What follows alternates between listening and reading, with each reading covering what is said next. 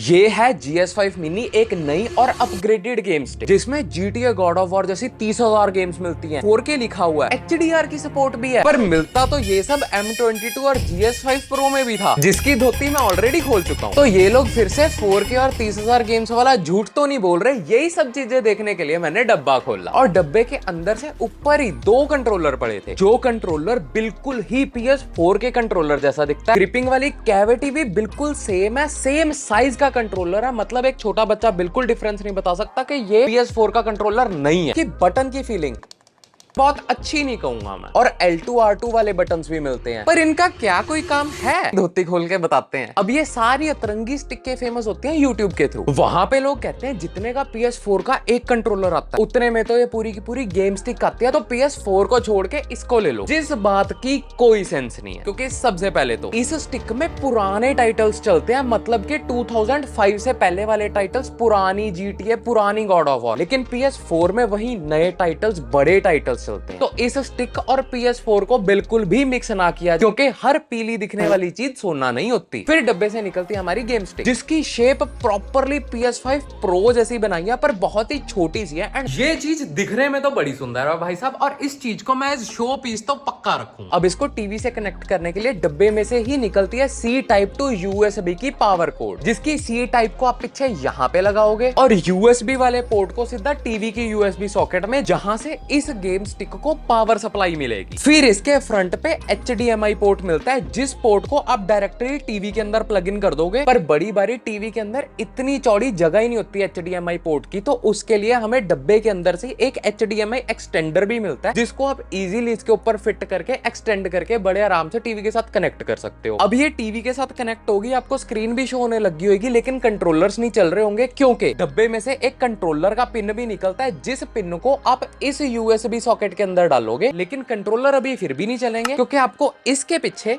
पतले वाले सेल डालने पड़ेंगे। अब अपनी पूरी की पूरी इंस्टॉलेशन हो चुकी है एंड स्क्रीन टीवी पे दिख रही है, तो मैं कहा UI भी चेक कर लेंगे क्या कहती है भाई। हर एक डिफरेंट कंसोल का अलग से फोल्डर बना हुआ है, जिस फोल्डर के ऊपर जब आप जाते हो उसी कंसोल की सबसे फेमस वाली गेम का वॉलपेपर भी आता है, जिससे आप इजीली पहचान सकते हो कि आपको कौन सी गेम्स खेलनी है। और जब आप फोल्डर के अंदर जाते हो, वहीं पे गेम्स की भी लाइन बाय लाइन फोटो दिखती है, जिसके साथ आप बहुत इजीली ढूंढ सकते हो कौन सी वाली गेम आपको खेलनी है, क्योंकि नाम से पर्सनली रेट्रो गेम्स किसको ही याद होंगी जौन सी गेम आपको खेलनी है। तो काफी ऑर्गेनाइज्ड सा UI मिल जाता है, जिस UI को आप सेटिंग्स में जाके अपनी मर्जी से चेंज भी कर सकते हो। और अगर किसी भी गेम के अंदर जाते हो, बाहर आने के लिए सिलेक्ट और स्टार्ट दोनों बटन्स को इकट्ठे दबाओ, आप बाहर आ जाओगे। उसके अलावा जिस भी कंसोल की ऑप्शन पे जाते हो, उसी कंसोल का थीम म्यूजिक बन जाता है। मतलब ये छोटी छोटी चीजें काफी अच्छा मजेदार सा फीलिंग दे देती है। बट असली मजा तब आता है जब इसमें बढ़िया बढ़िया गेम में हो। इस कंसोल के अंदर हमें 30,000 से भी ज्यादा गेम्स का नंबर मिलता है, जिसका सच अभी मैं 2 मिनट में बताता हूँ। उससे पहले मैं ये बता दूं वो 30,000 गेम में कैसे मिलती हैं। तो आपको 1997 से लेकर 2005 तक की सभी रेट्रो गेम्स मिलती हैं, जिसके अंदर अटारी, मेमे, कैपकॉम, सेगा, निंटेंडो, प्लेस्टेशन, PSP सभी की गेम्स हैं। जिन गेम्स में पर्सनली मेरा फेवरेट है निंटेंडो और सेगा का गेम ड्राइव, जिसके अंदर Aladdin, Tom and Jerry, Contra, ये वाली सारी चीजें मिलती हैं। निंटेंडो के अंदर मारियो की सारी सीरीज मिलती है, और PSP के अंदर मिलती है गॉड ऑफ वॉर, GTA, ये वाली सारी गेम्स, जिसको मेरे को पता आप देखने के लिए एक्साइटेड हो। पर उससे पहले मैं का सच भी बता दें इस 30,000 गेम्स का। और स्पेशल थैंक्स टू मनीष भैया, जिन्होंने मुझे ये GS5 मिनी भेजा का एक अपना गेमिंग स्टोर और यूट्यूब चैनल भी है फिक्सिट नाम का, जहाँ पे वो PS2, 3, 4, 5, Xbox, निंटेंडो जैसे सब कंसोल्स में डील करते हैं, नए और पुराने। आप उनसे कंसोल खरीदने की और बेचने की बात कर सकते हो। तो फोल्डर में जाते ही आपको पता लगेगा street fighter, street fighter, street fighter, street fighter, street fighter, street fighter, street fighter, street fighter, street fight, street fighter, street fighter, street fighter. अब दूसरी चीज, निंटेंडो के अंदर मारियो की गेम जब खेलने जाते हैं ना, ये जो आवाज सुन रहे हो ये ग्लिच की आवाज है, बहुत ज्यादा इरिटेटिंग आवाज है, जिस वजह से बाय गॉड आप ये गेम तो खेल नहीं सकते। और ये वाली सेम प्रॉब्लम सिर्फ इस GS5 मिनी के अंदर नहीं है, GS5 Pro और M22 के अंदर भी सेम प्रॉब्लम है, क्योंकि ये गेम करप्टेड डली हुई है, या फिर जो एमुलेटर है वो इस गेम को सपोर्ट नहीं कर रहा। और क्योंकि अब ये इतनी इरिटेटिंग सी आवाज है, ये गेम टेक्निकली अनप्लेएबल है भाई। तीसरी चीज, ये वाली गेम ना एक फेक गेम है, देखना।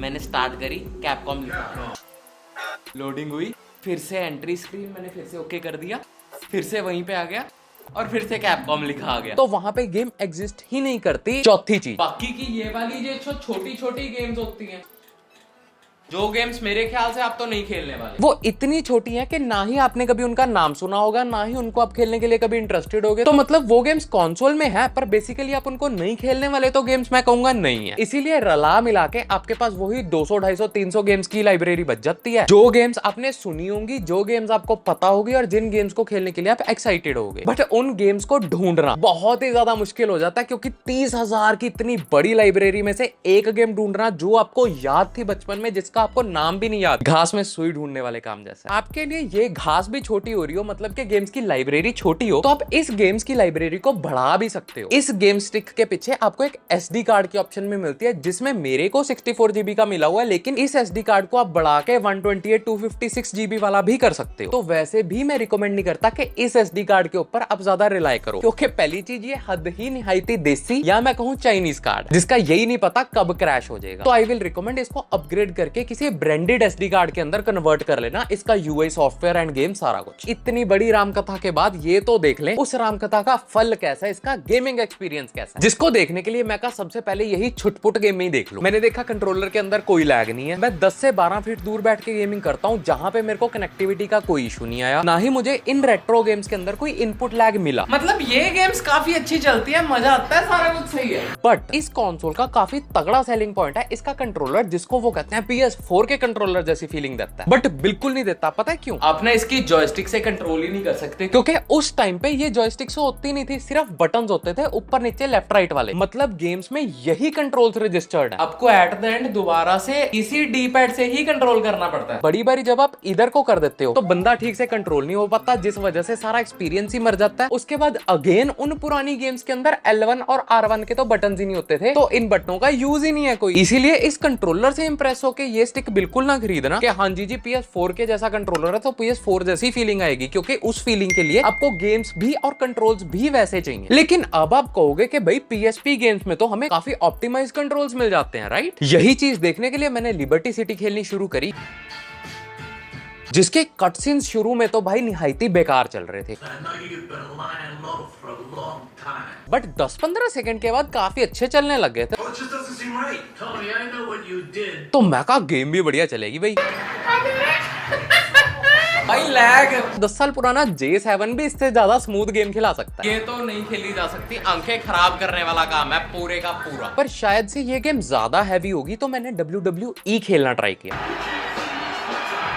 जैसे ही मैं कंट्रोल करना शुरू करा आई वॉज वेरी हैप्पी, क्योंकि मैं जैसे ही मुक्का मार रहा था सही टाइम पे मुक्का बज रहा था, मतलब कि मैं सारी चीजें कंट्रोल कर सकता था एंड गेम खेलने में मजा भी आ रहा था। तो अब ये टाई ब्रेकर सा करने के लिए मैंने गॉड ऑफ वॉर भी ट्राई करी। जिस गॉड ऑफ वॉर को स्टार्ट करते ही मेरे याद आया कि ये तो एक 4K और HDR वाली स्टिक नहीं थी। गेम खेलते हुए तो मुझे कैरेक्टर तक नहीं दिखता, क्योंकि इतने ही डब्बे डब्बे डब्बे दिखते हैं, और गेम खेलने के बाद इंस्टेंटली 2 सेकंड में ही समझ आ जाता है कि ये गेम मैं खेल ही नहीं सकता, क्योंकि पहली चीज मैं बंदे नहीं देख सकता कहां पे कौन खड़ा है, दूसरी चीज गेम का कंट्रोलर लैग हो रहा है, तीसरी चीज मेरे को आधे टाइम तो ऐसे लग रहा है मैं खुद कंट्रोल ही नहीं कर रहा। मतलब के PSP का पूरा एक्सपीरियंस कभी कभी इट वाज गुड, कभी कभी इट इज नॉट गुड। तो इस स्टिक के मूड के ऊपर डिपेंडेंट है कि आपको कैसी गेमिंग खिलवानी है। अब इस स्टिक को लेना चाहिए या छोड़ना। देखो अगर तो आप अट्रैक्टेड हो कि इसमें 30,000 गेम्स चलती हैं, HDR 4K, इसका PS4 के जैसा कंट्रोलर, इन सब चीजों से अट्रैक्टेड हो तो बिल्कुल ना हो। दूसरी चीज, अगर आपको लग रहा है कि आप PSP की गेम्स इस पे फुल मजेदार जबरदस्त तरीके से खेल पाओगे, बिल्कुल भी नहीं। बहुत ही कॉम्प्रोमाइज वाला काम है, बहुत ही एवरेज से भी कम परफॉर्मेंस लगी मुझे। चला मिला के इस GS5 मिनी पे भी आप मारियो, अलादीन, कॉन्ट्रा जैसी रेट्रो गेम्स ही खेल पाओगे। इस स्टिक को सिर्फ तब कंसीडर करना अगर आपको किसी बच्चे को ये स्टिक गिफ्ट करनी है जो PS4 लेने की जिद कर रहा है, और इसके कंट्रोलर से उसको लगेगा कि उसने PS4 ले लिया और आपके भी पैसे बच जाएंगे। तो मुझे नहीं लगता 3-3.5 हजार इस गेम स्टिक पे खर्चने चाहिए। इंस्टेड आप एक PS2 लो, नहीं तो कोई और थोड़ी सस्ती वाली गेम स्टिक ले लो जिसमें सिर्फ रेट्रो गेम्स ही चलती हो, क्योंकि एट द एंड बढ़िया तरीके से चलती इस स्टिक में भी रेट्रो गेम्स ही हैं।